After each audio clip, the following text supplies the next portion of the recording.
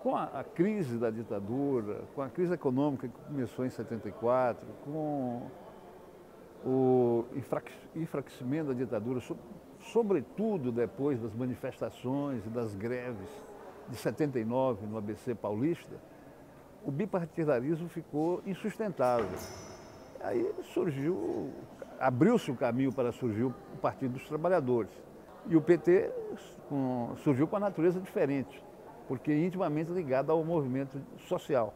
Além da fundação da CUT, nesse ano de 83, o PT lançou a campanha das diretas, numa manifestação diante do Pacaembu, com 20 mil pessoas. Quer dizer, a gente teve energia para fazer um comício grande em São Paulo, e isso pode ter contribuído para tirar o medo do Franco Montoro, que tinha sido convidado no nosso comício e não foi. Ele reuniu os demais partidos e lançou um comitê pelas diretas. Aí o comício do dia 25 de janeiro de 84 reuniu 200 mil pessoas na Praça da Sé. Uma coisa gigantesca. E isso repercutiu rapidamente nacionalmente e se espalhou pelo Brasil inteiro. Os comícios que sucederam foram maiores, cada vez maiores, até chegar ao comício da Candelária, que tinha 1 milhão de pessoas, e o comício do Anhangabaú, que tinha 1.500.000 pessoas. Terminamos sofrendo uma derrota na Câmara.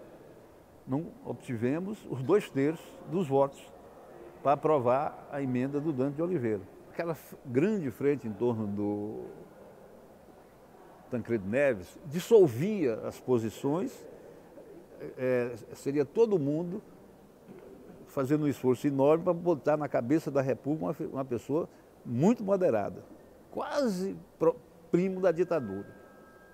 Então, o PT optou pela nitidez, falou isso de maneira clara. Nós viemos da luta, nós viemos da nuvem de gás lacrimogênio, nós viemos do rompimento das cercas para a reforma agrária, entende? Então, isso é uma coisa que aqui dentro era o ponto, sabe, era o desaguadouro de tudo aquilo. Tinha as ruas, você tinha uma base fortíssima nas ruas, e aqui dentro você tinha mandatos, você tinha figuras extremamente importantes que vieram dessa luta. Então, eu costumo dizer o seguinte, que existe um Brasil antes e depois do PT. A Constituinte, que foi um dos maiores momentos do Partido dos Trabalhadores aqui. Era uma coisa inimaginável, assim, 16 deputados conseguirem fazer o que foi feito aqui. Assim, o PT liderou esse movimento aqui internamente. Um campo de esquerda que tinha o Lula como grande líder, que ele era líder da bancada na Constituinte, né? E nós conseguimos muita coisa. Então, o que nós temos hoje de conquista na área social, né? Principalmente na área social, foi o PT que liderou esse movimento internamente. Enfrentamos o Centrão, tivemos inúmeras batalhas aqui dentro, né? Mas o movimento social foi um movimento que esteve presente na Constituinte. E as conquistas que nós temos hoje aqui é porque foi no regimento interno da Constituinte que foi colocado o dispositivo que possibilitava a participação do movimento social nos debates, desde as subcomissões técnicas da Casa, que recebiam as emendas populares, até o plenário. Então, a qualidade da nossa bancada, junto com a participação do partido nas suas instâncias com a militância, que faziam essa força e faziam as nossas propostas, tanto políticas quanto legislativas, lograrem êxito aqui no Congresso Nacional. A gente perdia parte da discussão política no Congresso Nacional, mas ganhava na sociedade. Então, a partir desse momento, houve uma reversão muito grande do processo político no país. A população começou a ansiar por uma mudança muito forte no nosso país e o PT entrou como protagonista nesse processo. O PT teve várias vitórias, né?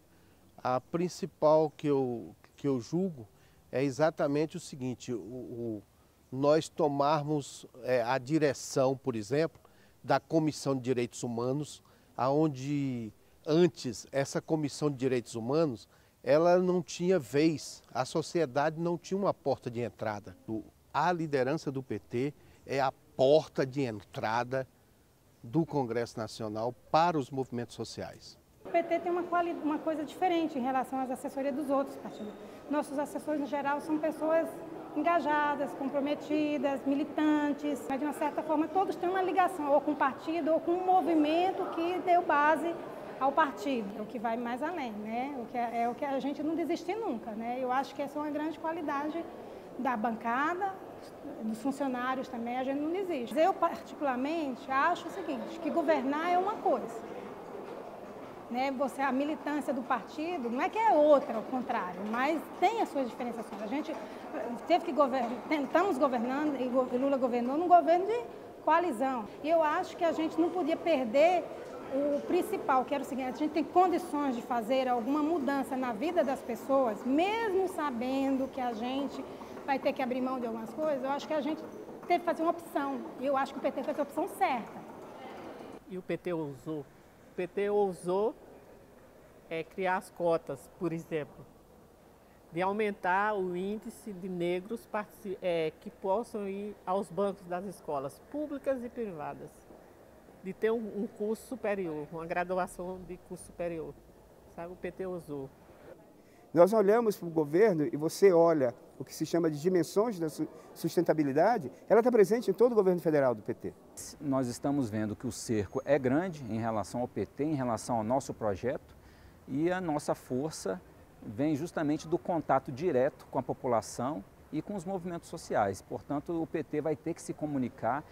Hoje as pessoas têm uma imagem, pelo menos uma parte da população do PT, que não é a imagem real do Partido dos Trabalhadores. Muitas pessoas já esqueceram até das contribuições que o PT deu a este país, à classe trabalhadora, em termos de conquistas trabalhistas e sociais, por conta desse discurso demolidor da grande mídia, que tenta, na verdade, destruir o Partido dos Trabalhadores. Eu acho que nós temos um longo caminho a percorrer. Andamos um pouco, mas ainda temos muito a caminhar. Que a estratégia da direita, principalmente de mídia, de ataque, foi para imobilizar o PT.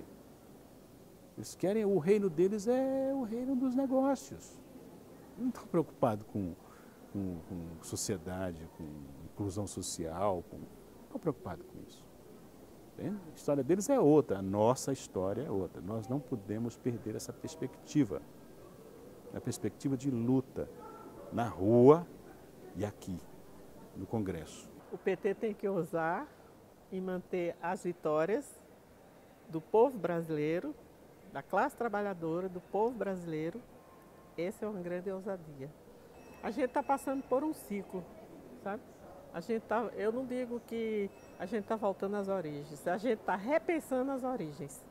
O PT parece que vai ter que dar um sentido mais humano às suas bandeiras. O partido político, como o PT, tem que agregar essas outras formas de luta, entendeu? Para se tornar mais humano nas suas relações e aí sim os direitos, as pessoas terem isso como uma coisa que faz parte exatamente do coração mesmo.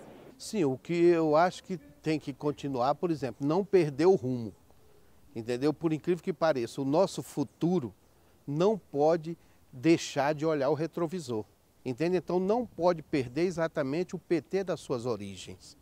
Eu prefiro pensar como Luiz Inácio Lula da Silva, diz que o PT é igual ovos, quanto mais bate, mais cresce. Então são ganhos sociais, ecológicos, né? E políticos que, por mais que se bata, não dá para pagar. Mas do ponto de vista da intelectualidade e da formação política, a gente precisa se aproximar das pessoas. É a rua. É a rua que dá para a gente o toque que a gente precisa para levar o nosso projeto adiante. Eu não tenho dúvida nenhuma, zero. Eu acho que qualquer militante do PT hoje, que se você perguntar, vai dizer isso para você. A presidenta Dilma ganhou a eleição de 2014 porque a militância foi para a rua. A direita vive tentando explicar as vitórias do PT e vive também prevendo o fim do PT. Há muito tempo, eles previram o fim do PT já depois de 82, imediatamente. Não vai ter mais PT, não, vai acabar. Mas eles não acertam. Não há alternativa melhor do que o PT, ainda. Pode ser que venha a surgir, Mas hoje não há. A melhor alternativa para a esquerda no Brasil é defender o PT e a legalidade.